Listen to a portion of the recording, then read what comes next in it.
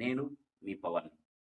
ఈరోజు మన రివ్యూలో మన మాస్కా దాస్, విశ్వక్సేన్ నటించిన 'గ్యాంగ్స్ ఆఫ్ గోదావరి' ఈ మూవీ గురించి మాట్లాడుకున్నాం. సో, విశ్వక్సేన్ ఆఫ్టర్ 'గామి' తను చూజ్ చేసుకున్న ఈ క్యారెక్టర్ మీద 'లంకల రత్న' అనే క్యారెక్టర్ మీద ఒక బజ్ అయితే క్రియేట్ అయింది. సో, ఆ బజ్‌కి తగ్గట్టు విశ్వక్సేన్ మనల్ని మెప్పించాడా? ఈ మూవీ ఎలా ఉంది? హిట్టా? ఫట్టా? దీని గురించి మనం మాట్లాడుకున్నాం. సో, మాట్లాడే ముందు ప్లీజ్ నా వీడియో మీకు నచ్చినట్టయితే like, share and subscribe. So, subscribe చేసుకొని గంట సింబల్ కొట్టి పక్కనే ఆల్ అని ప్రెస్ చేయండి. నా నోటిఫికేషన్స్ మీకొస్తాయి. సో, దయచేసి సబ్స్క్రైబ్ చేసుకోండి. Please subscribe. ఇప్పుడు మన రివ్యూలోకొస్తే, సో, ఈ మూవీ ఓవరాల్‌గా చెప్పాలంటే అక్కడక్కడ కొన్ని సీన్స్ అయితే బాగున్నాయి.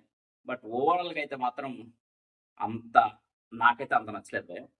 బట్ విశ్వక్సేన్ మాత్రం తన విశ్వరూపం చూపించాడంతే. విశ్వక్సేన్ అయితే చాలా బాగా చేశాడు. తన ఎఫర్ట్ మొత్తం పెట్టి ఆల్మోస్ట్ 98% ఈ మూవీకి ఇచ్చాడు. ఈ క్యారెక్టర్‌కి 'లంకల రత్న' అనే క్యారెక్టర్‌కి మొత్తం ఎఫర్ట్ పెట్టాడు అని చెప్పాలి. సో, విశ్వక్సేన్ కోసం అయితే మనం ఈ మూవీని ఒకసారి చూడొచ్చు. ఓవరాల్‌గా మూవీలో అయితే చాలా ఫ్లాస్ ఉన్నాయి. మాట్లాడుకుందాం దాని గురించి. విశ్వక్సేన్ గురించి కూడా నేను 98% ఎందుకనంటే, ఆ 2% ఏంటి అంటే ఉన్నాయి కొన్ని విశ్వక్సేన్ సంబంధించి. అవన్నీ చెప్పుకున్నాం. సో, ముందు పాజిటివ్ పాయింట్స్‌కొస్తే, ఫస్ట్ మూవీలో విశ్వక్సేన్ యాక్టింగ్ అనేది పెద్ద ప్లస్ పాయింట్.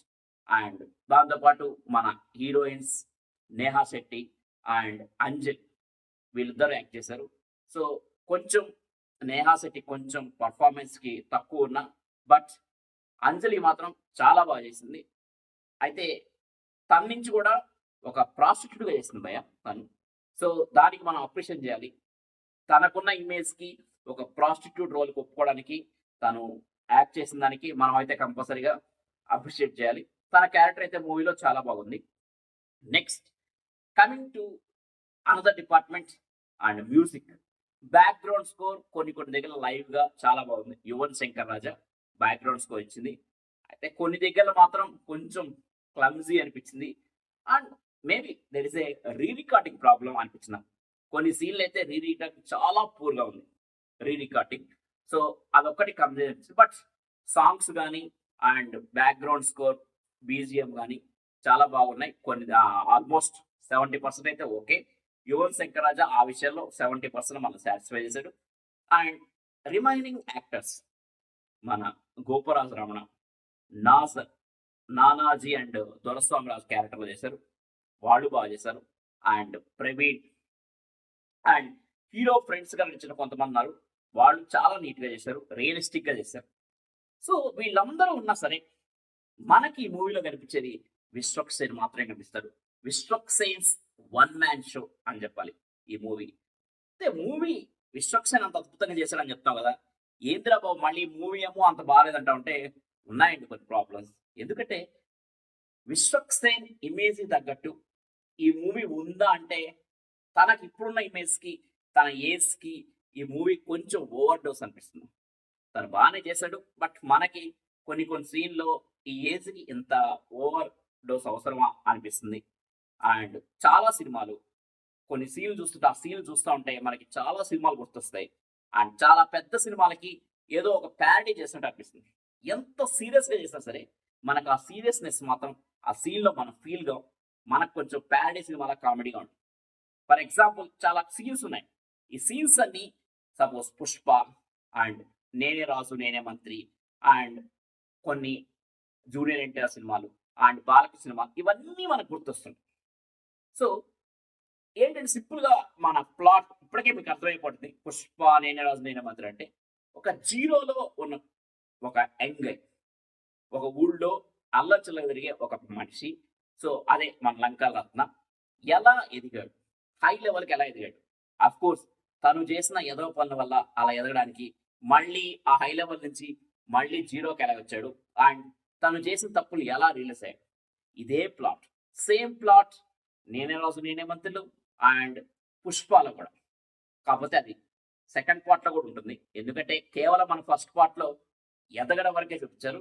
కానీ ఎదిగిన తర్వాత ఏ ప్రాబ్లమ్స్ వచ్చాయి, మళ్ళీ తను ఎలా రియలైజ్ అయ్యడానికి మేబీ సెకండ్ పార్ట్ ఉండొచ్చు. So same template. And coming to some scenes and రక్తపాతం భయంకర, అది గోదావరి డిస్టిక్ అని చెప్తారు. సో వీలైనంత వరకు గోదావరి డిస్టిక్ అనేది కొంచెం స్మూత్ గానే చూపిస్తారు, బట్ భయంకరమైన రక్తపాతం చూపించారు. గ్యాంగ్స్ ఆఫ్ గోదావరి అని పేరు పెట్టుకొని భయంకరమైన రక్తపాతాన్ని సృష్టించారు. సో ఈ సీన్లు, కొన్ని సీన్లు చూస్తే మన ఎన్టీఆర్, జూనియర్ ఎన్టీఆర్ అండ్ బాలకృష్ణ సినిమాలు గుర్తొస్తాయి. వాటికి ఏమన్నా ప్యారడీ చేశాడా అనిపిస్తుంది. ఎందుకంటే తనకి అంత హెవీ డోస్ యాక్షన్ కానీ, ఫ్యాక్షన్ కానీ, అండ్ అఫ్ కోర్స్ ఫ్యామిలీ, ఒక భార్య, ఇద్దరు పిల్లలు అండ్ ఫ్రెండ్షిప్, ఇవన్నీ మిక్సింగ్ అవడం వల్ల మూవీలో చాలా క్లమ్జీగా ఉంటుంది.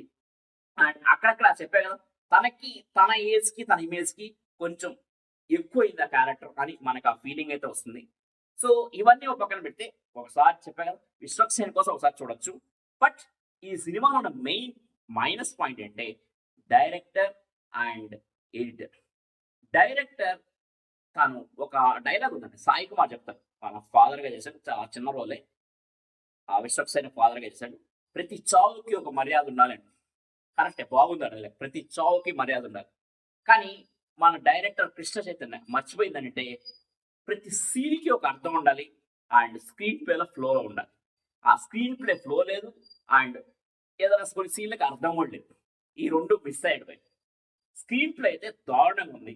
ఆ స్క్రీన్ ప్లే అండ్ ఎడిటింగ్ ఈ రెండు మిక్స్ అయితే ఎలా ఉన్నాయంటే, ఎడిటర్ చేతికి ఒక ఫుటేజ్ ఇచ్చేసి, ఒక 300 సీన్స్ ఫుటేజ్ ఇచ్చేసి, నీ ఇష్టం, నువ్వు ఏం కావాలంటే అవి అంటించేసుకో, అతికిచ్చేసుకో, కట్ చేసుకో, పేస్ట్ చేసుకో అని చెప్తే, ఎడిటర్ ఇష్టం వచ్చినట్టు మొత్తం అంటించి పేస్ట్ చేస్తే ఆ సీన్లు ఎలా తయారవుతాడు అలానే ఉన్నాయి సీన్స్ అన్ని.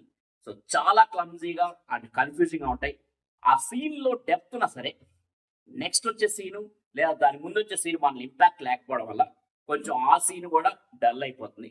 సో అది పెద్ద మైనస్, మెయిన్ గా ఎడిటింగ్ అండ్ డైరెక్షన్ డిపార్ట్మెంట్. ఈ ఒక్క మైనస్ లేకపోతే మాత్రం మన విశ్వక్సేన్ చేసిన యాక్షన్ కి, నటనకి ఈ సినిమా అయితే బ్లాక్ బస్టర్ అయింది. అఫ్కోర్స్ ఇప్పుడు కూడా తెలుగు రాష్ట్రాల్లో కొంచెం బాగానే ఆడుతుంది, అనుకున్నంత హోప్స్ తోటి కొంచెం బాగానే ఆడుతుంది. అఫ్కోర్స్ ఇప్పటికే ఐ థింక్ 16 crores కలెక్ట్ చేసింది వరల్డ్ వైడ్ గా.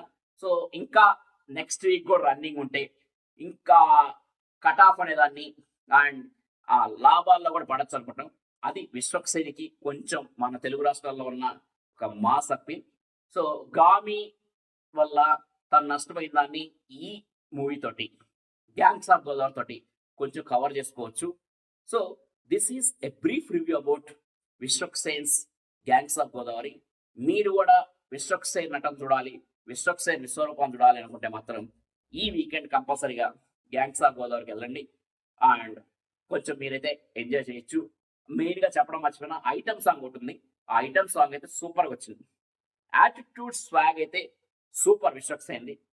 అయితే మనకు కొన్ని సీన్లో కొంచెం ఓవర్ అనిపించినా కొంచెం భరిస్తే మాత్రం బాగుంది. So that is about gangs of Godavari. Thank you, bye.